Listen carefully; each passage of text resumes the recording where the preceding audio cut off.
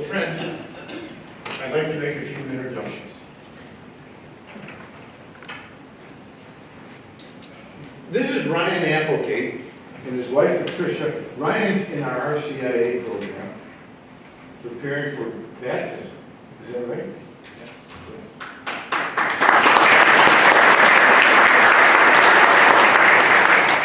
This is their son Matthew. So everybody stand up.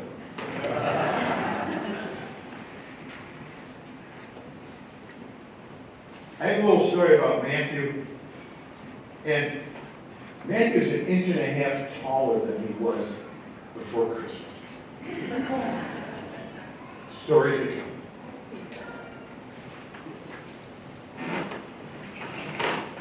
So Matthew went with his family while we were all doing our last minute Christmas preparations to Presbyterian Hospital in New York City. He had been suffering from severe scoliosis, and it was a very serious surgery, pretty radical readjustment of his ribs and spine.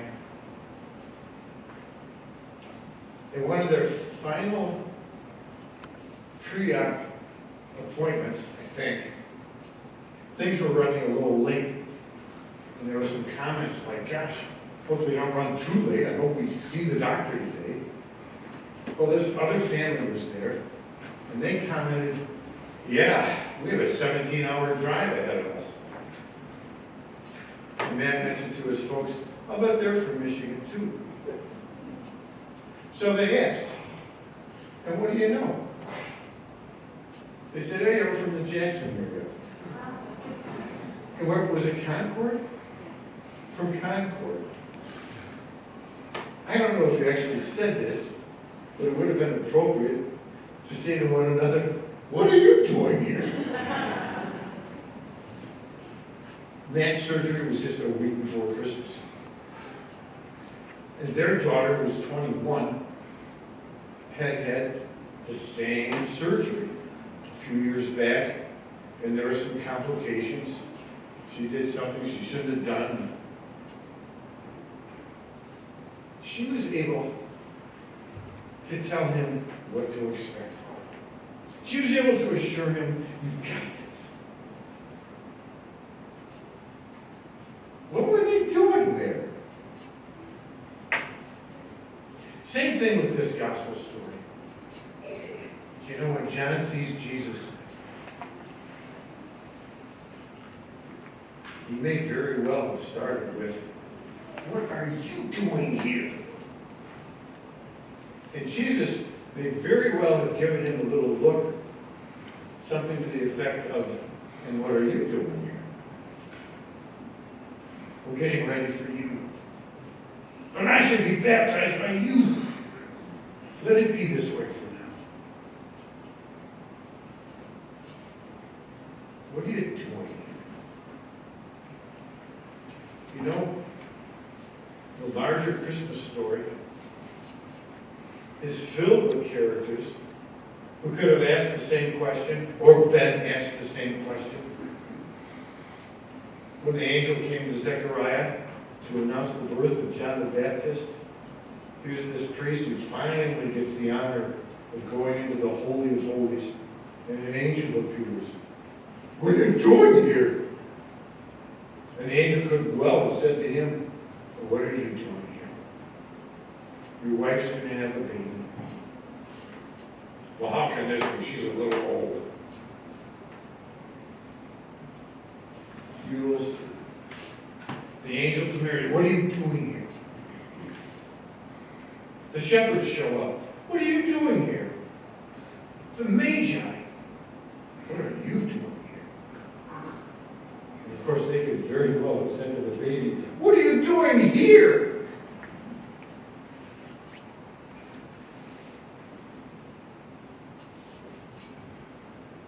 I've shared this story before, and I love it very much. And I hope if you've heard it before, you'll forget. But it takes place long, long ago in a distant land. And a priest, as he did every day, as he had done for years, was walking across the town square. And all of a sudden, a soldier, armed with a musket and a bayonet, slams the gun into his chest and says, "Who are you and what are you doing?"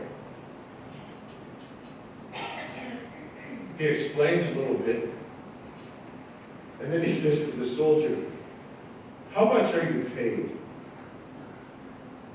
3 kopecks a month. The priest said to him, "I will give you 1 kopeck a week if every day you will ask me those questions. Who are you? And what do you do?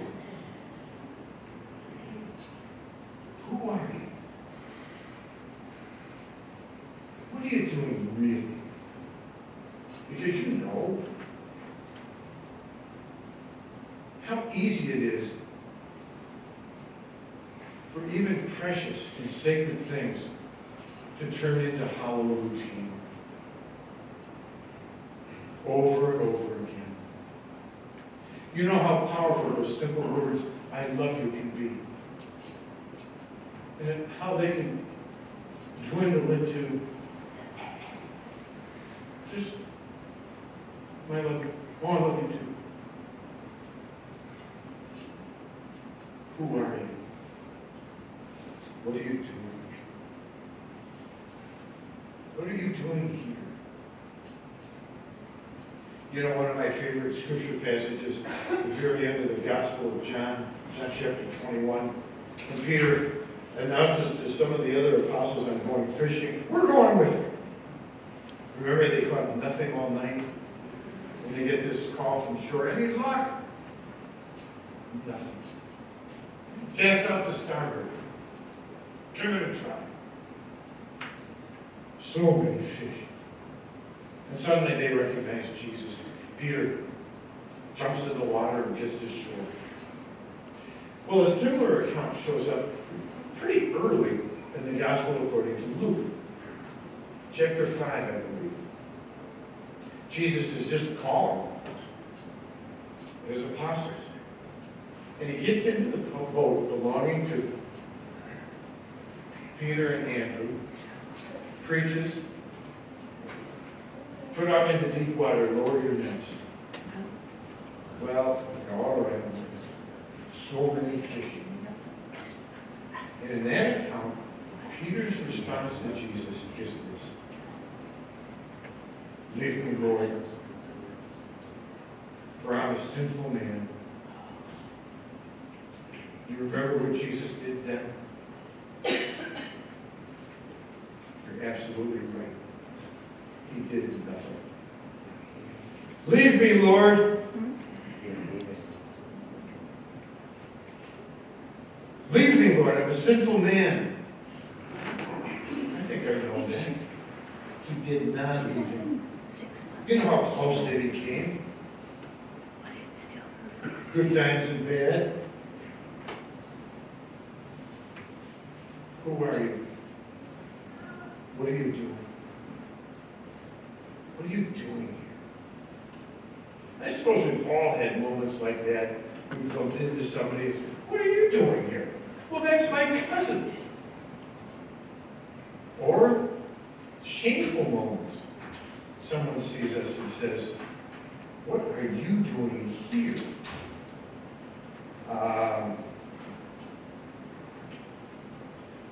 Yeah, here I am. There's that beautiful line in that first reading from Isaiah, "I will make you a light to the nations."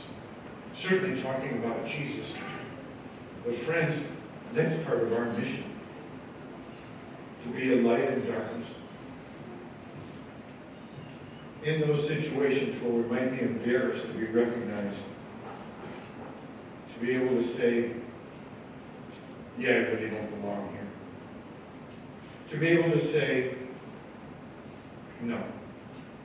To be able to say, "I don't think that's a good idea."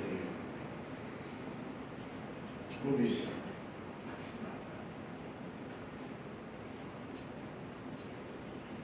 I'll pay you 1 kopeck a week if you ask me every day, who are you? What are you doing? They're great questions, and not nearly as simple as they sound. As we celebrate Jesus' humble gesture of being baptized by John, we can recall our own baptism, how simple it was, how significant, how it changed us, and opened the door to new life. You know, every once in a while you hear a comment, it was a God-forsaken place. There is no such place. He's promised to be with us always.